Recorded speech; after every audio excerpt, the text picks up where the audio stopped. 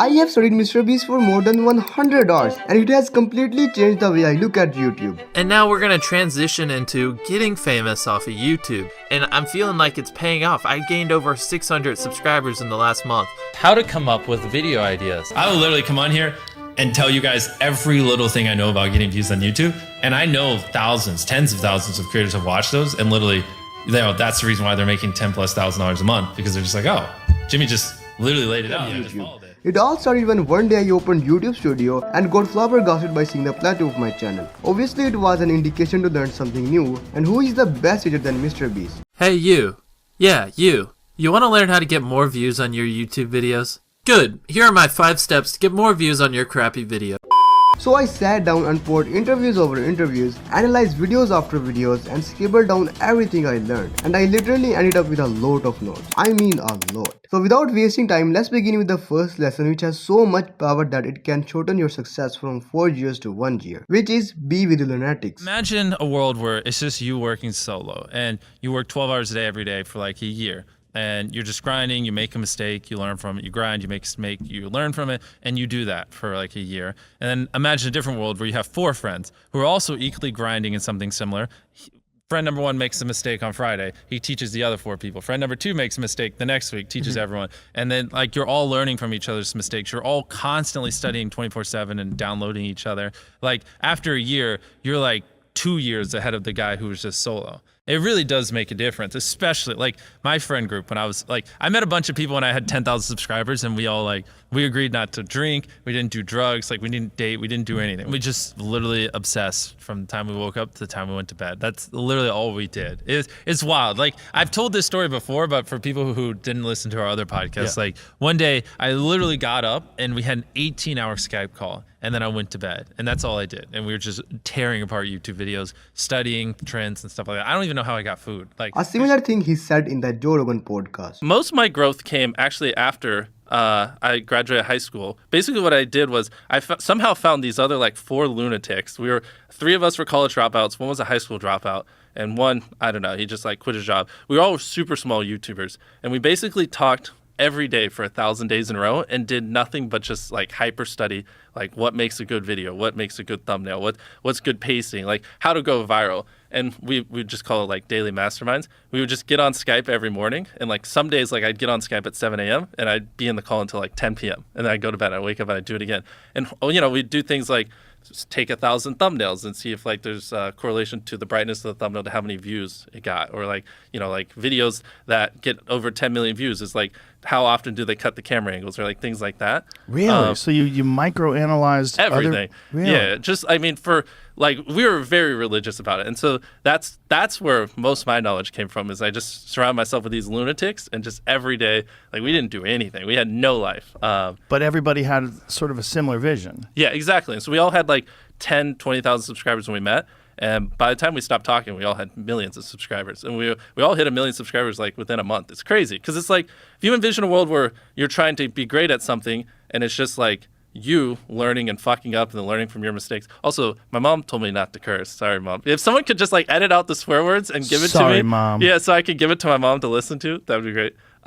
But like, you know, you mess up, you learn from your mistake, you mess up, you learn from your mistake. You in 2 years, you know, might have learned from 20 mistakes. Or if you have like 4 other people who are also messing up, and when they learn from the mistake, they teach you what they learn, stuff like that. Hypothetically, you 2 years down the road have learned like 5 times more of the amount of stuff. So it just like helps you grow exponentially way quicker, if that makes any sense. It does. Now you have learned how much important is it to be with people who have the same goal. That's why I have made a Discord for you guys where we can help each other to make better videos. Join with the link in the description. But this point is nothing compared to point 4 and 6 because it took me months to learn them. But for now, let's understand the second one, which most people overlook. That is, keep the duration as long as its value. I did a podcast one time with Colin and Samir, which like they averaged like a couple 100,000 views a video, but that podcast got 12 million views because on average people listen to that podcast for 45 minutes and it was only like an hour and 20 podcast. So because YouTube could see people were watching it for so long, that's a great indicator that they loved it. Is that like the biggest thing they use to like push a video is retention? Time. Yeah, watch time.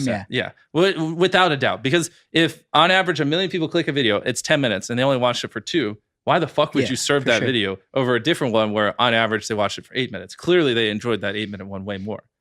Do you think they rank like, let's say one's like a 45-minute video, but it has like, so let's say like 30-minute retention or something. Yep. And then one's like 10-minute. Do they do it like 5-minute retention? Do they do it like on a percentage basis, or do you think like that 33-minute, since the video's longer? Yeah. So basically, I those got all longer these videos answers for you. Those longer videos, like no matter what. Yeah. So the answer is it actually hits different people. Like there are some people when you open their YouTube phone, they'll only get recommended 5-minute videos because they just only like over the course of the last 5 years, like they Based just don't on what click they're consuming? Yeah, exactly. They don't click on hour-long videos. They only click on videos around this length. And when they do click on a longer one, they usually close the app or whatever. So like the answer is like, if you make a 40-minute video, you're just usually competing with like different people than you are if you make a shorter video. Oh shit.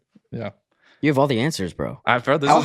Also, the reason why it is important is because of the retention percentage. Watch Mr. Beast confirming this.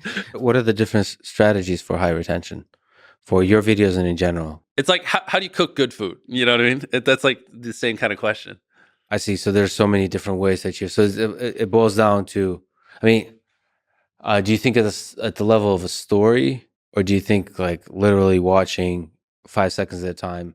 Am I going to tune out here? Am I going to tune out here? Am I going to tune out here? It's all of it. You need the overarching narrative, and then you also need the micro where every second, needs to be entertaining. And you basically, what's interesting is the longer people watch something, the more likely they are to keep watching. So you don't have to try as hard in the hypothetically back half of a video as you do in the front. Like even right now, we're so deep into this where a lot of people listening are probably just going to keep listening relatively close to the end, unless we just have a really boring part of this conversation because they're just in it. They're immersed. And so a big, like to really boil it down to a simple level, you just want to get people where they're immersed in the content and then just kind of hold them there. The next one is really for the people who are beginners and have skepticism about YouTube. Virality is not accidental.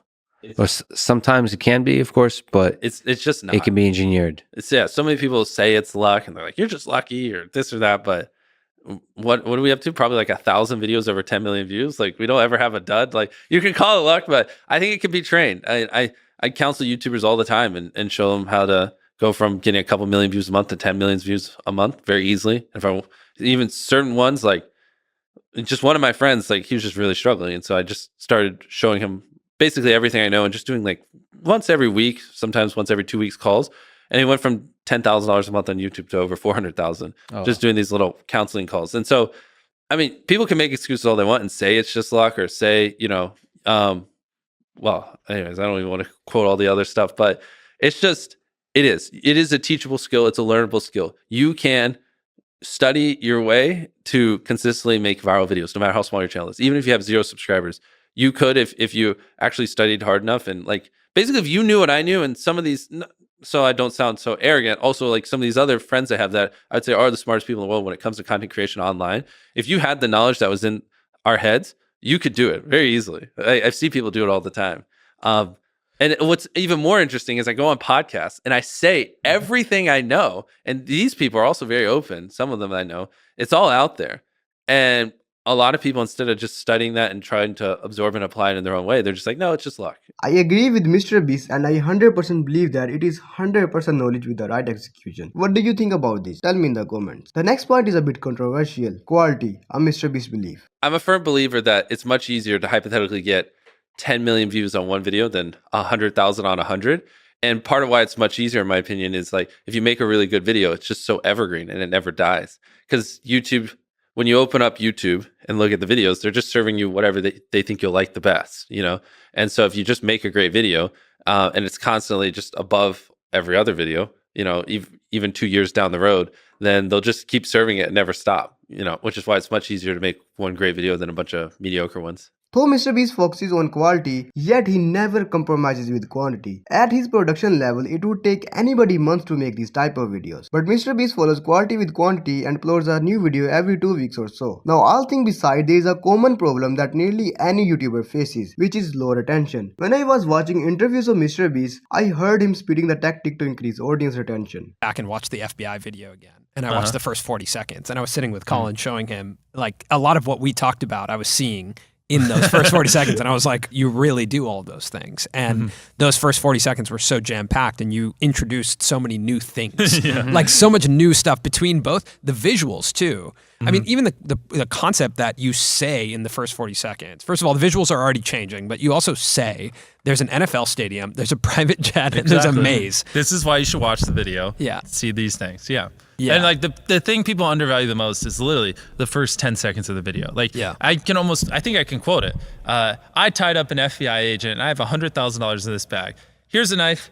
Good luck. And I just run away. Like it gives you everything you need. Yeah. No wasted words, short and concise, and then tension. How much time do you spend on those openings? I'm a perfectionist. It's so important. Like that's your first impression for everyone clicking on the video. So like I like the whole time leading up to that, I'm just constantly obsessed with mostly the first minute, just like making sure like if I were to click on this video, I would like the first minute and that it would hook me. You know what I mean? Yeah, you had a video of ours that you said you were interested in the thumbnail. You clicked on it and you were bored after 5 seconds. I can tell you, it was the one about the hype house. Yes. Why everyone's leaving the hype house. Yeah. And I showed them on my phone. Yeah. I was like, the title and thumbnail made me tap, and the red bar was like so tiny you could barely see it because I clicked off in 8 seconds. I was like, this is me at my house 4 days ago before you came down. Clearly, you just didn't grab me. Yeah. And that was really eye-opening for us. And we now, you recognize, like, I think a lot of times you talk about obsessing over the content and really getting into it. And I think sometimes it's hard to understand what that exactly means. And then when you said that, I was like, oh, that's what it means. It literally means that there was a big problem, and you predicted that about 40% of the people left in 10 seconds. It was exactly 40%. I could tell. Yeah. And I told them the remedy for this is they need better friends. 100%. No offense to people that are their friends. I know that they like you, but the fact that no one's like calling you up after you uploading that and just roasting the hell out of it and going like, dude, this isn't the best you could do. Like, and it's not a knock on you guys. It's actually them like someone should say like, hey, you guys are too smart for this. Like you're better than this. You can make a video better than this, which is what you should do. Yeah, and I think that is what I was going to bring up. If you have their phone number, call them and say that. Call us right now. Next time you watch a video and it's not, I don't want to swear too much, freaking perfect, call them and say, hey, this is garbage. Here's why. Fix it. You can also DM us. So we're that's totally on our open to friends. that. No, call them. If you're our friend and you're watching, that's on you. That's not on us. Dude, like even like my FBI video, like, you know, my team is working on that for months and we probably spent over $500,000 between everything. And I uploaded, I'm like, yeah, this is like a perfect video. It's so good. We're so perfected. And then, you know, I have like 2 or 3 people that call me and they just shit on it. And I'm like, oh, that kind of hurt my feelings. I'm like, but he's right. You know, like this part was a little fake. This scene was a little drawn out. Could have done this a little bit better. And it's like, that's what you need. No matter, there's no such thing as a perfect video. Like someone should always call you and shit on your video, because it could be better. Like that's because imagine if someone does that every video and you upload hundreds, if not 1,000 videos over the next 10 years, and every single time someone's critiquing you and you're applying what they're critiquing. Like imagine the compound effect over that time span. It's invaluable. But if you upload 100 videos and very few people are shitting on them, then like you just lost so much compound effect. Something you told us yesterday is that we need to have a checklist Yes. of all the things that need to be checked off. Because I talk to him quite frequently. That's true. And every time I give him the same advice and he'll apply some of it and then he'll like revert back. And I'm like, God dang it, put it all on a checklist so I can tell you the things to do. And then going forward, just check them off before you upload a video so you do them. Yeah, we talked about that today because The next point is a Mr.Beast strategy which I found by analyzing his channel. From the beginning when he got viral, Mr.Beast always had some 5 to 7 viral formats on which he made videos. As you know, a viral idea is 1 in 1,000. Mr.Beast spends so much time brainstorming ideas with his team, and after so much hard work he picks an idea, and also if that works well, he will make a series on it. For example, his $1 versus $1 million series. This format has worked so well and he has made 7 to 8 videos on it. Similarly, he has a game show format, a money giveaway format, I spent 7 days on whatever format, and so on. This thing was also asked by Colin and Samir in their podcast. So I wanted to talk about, you were talking about like every few videos you're doing something for the first time. Yeah. I have felt though that this year you've found some formats that you're working on that are working really well. That's what we talked about a couple days ago. Yeah. Like some of those formats I'm noticing are like the versus format is great. Yeah. Right. The hotel. I love those videos too. Yeah. The hotel and the yacht one, like those are really fun to watch. And it does seem like from hotels to yachts, you got better at that format. Exactly. Yeah. If you watch $1 versus, what was it, $1 million hotel room? Yeah. Like that video sucks compared to $1 versus a $1 billion yacht. It's infinitely better. Like the transitions are smoother. Just even like we don't overfilm. Like with hotels, we're filming like 10 hours in these hotels and we're doing all these things because we don't know what we want to put in. Whereas on yachts, it's like, because we did plane ticket and we did hotels, we did like bought a $1 plane ticket, compared it all the way up to 500K. It's like, I know roughly what we're going to put in, so I can focus my energy on like the cool things. Like, you know, and like in the previous versus videos, like one thing we learned is like, I would just have someone show me around and they would just like, be like, oh, this is what's in this hotel room. This is what comes here. But typically, me and the boys aren't as like, you know, out there when we're around random people. These people are typically lower energy and it's a little boring. And they're just like, okay, next to your bed is a pillow or this thing, a little bit of chocolate. And you're like, okay.